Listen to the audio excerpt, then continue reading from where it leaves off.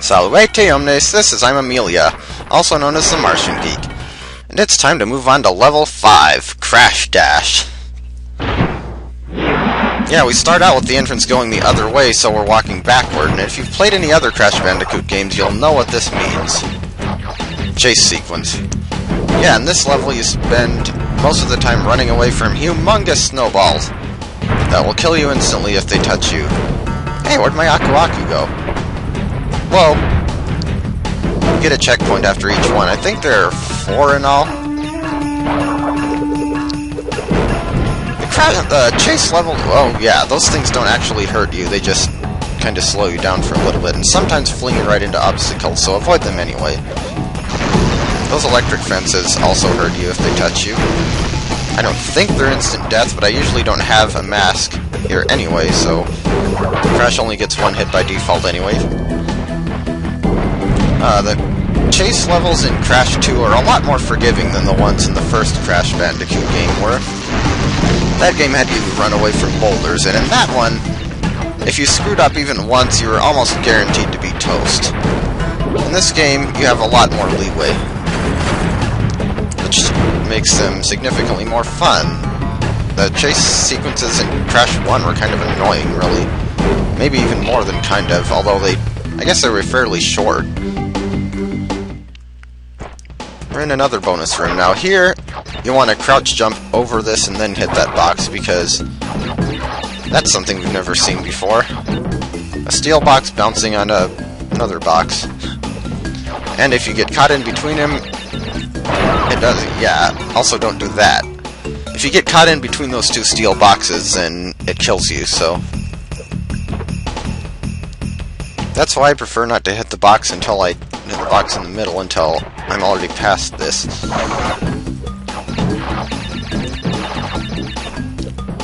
You notice it uses the same scenery that was in the level 3 bonus. That extra life box is tricky to get without hitting the TNT.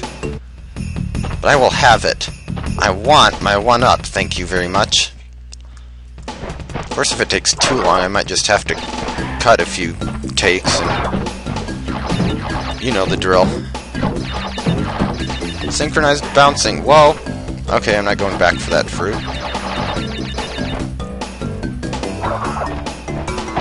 Dang it! I meant to jump there, but I didn't.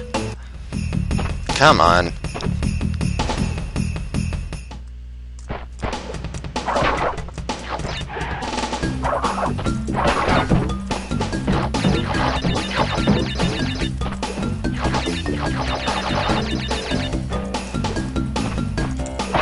There we go. Now the rest of this bonus area, the hardest part here, is just counting carefully how many times you've jumped on each of these. And 10. 1, 2, 3, 4, 5, 6, 7, 8, 9, 10. Wish I had the bazooka from... oh crap, I lost count.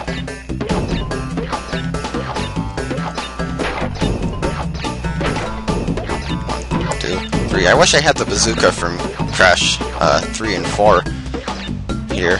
Then I wouldn't have to jump on those boxes. I could save myself some time. And lose a lot of Wumpa fruit in the process, but hey, there's more where that came from. Okay, now these are like little speed boosters. They pretty much do exactly what you'd expect them to do. They give you short temporary bursts of speed, which is nice when you're being chased by a snowball that's thirsty for your blood. I don't think it's possible to hit both of those speed boosters unless there's something I'm missing. I don't think I've ever managed to hit them both successfully. Here you want to be careful because it's easier to hit those... Case in point. It's easier to hit those electric fences than you might expect. You want to get as much of a lead on that snowball as possible during the first part of this sequence, so that you have more time to go back and get those boxes during the last part. Okay, there's that electric fence, and then there's the bridge, and then right after the bridge we have these. Whoa, oh crap, that's not gonna end well, yeah. And Crash gets smooshed right before the exit.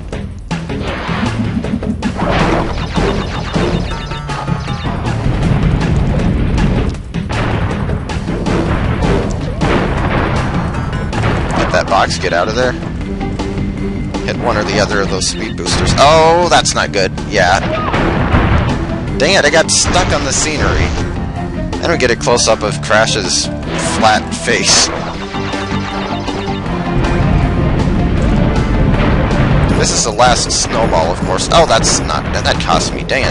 Now I'm probably not going to have time to get all the boxes at the end.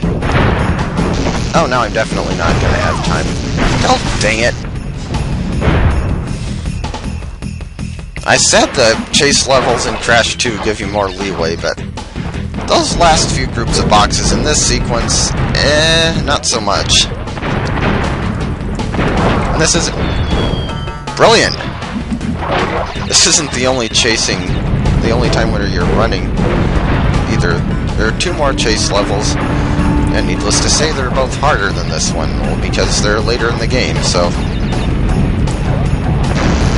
if there's a way to hit both of those speed boosters, then I'd like to know. Whoa.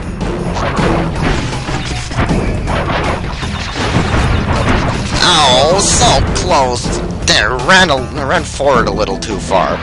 Or backward, depending on how you look at it.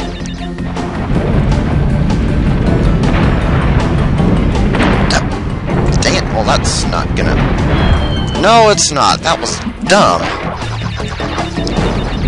Oh, the number of lives I've lost in these games just by trying to get 100% completion. Far more than I'd lose by simply playing through the... dang it! Through the level normally. Well, that was clumsy. At least I'm dying before I get to the end so that I don't have to worry about wasting even more time.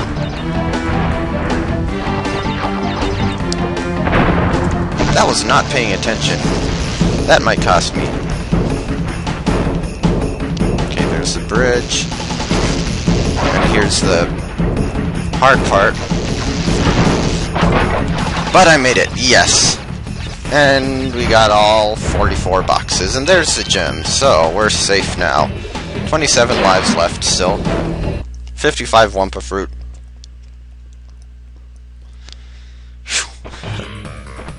Bit of an adrenaline rush there.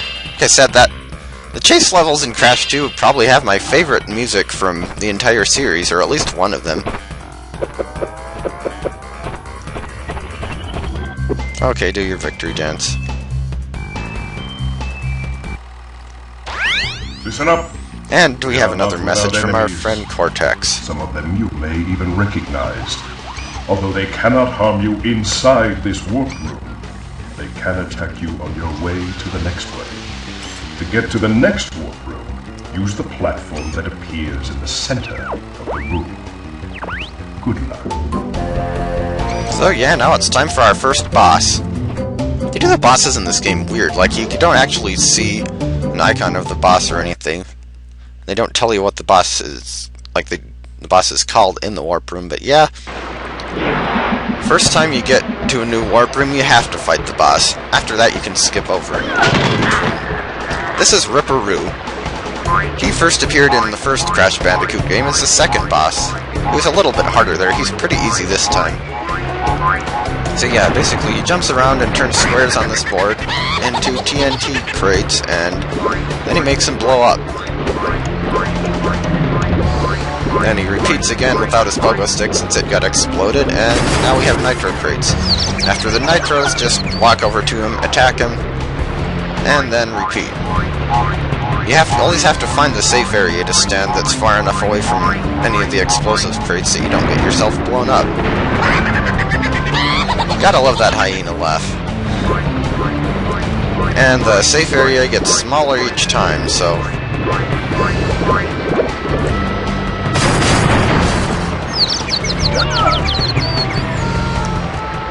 time for round 3. Good thing the TNT boxes don't hurt you if you step on them. This is really is an easy boss, honestly.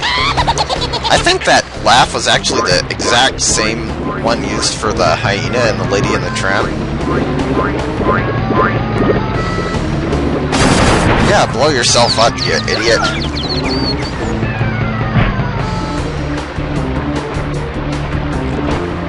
Now listen, I just realized this boss room is kind of weird. I mean, it's like a waterfall flowing through a library, or what? Weird. Also, why is it that blowing him, jumping on a nitro box hurts him less than Crash running into him and spinning does?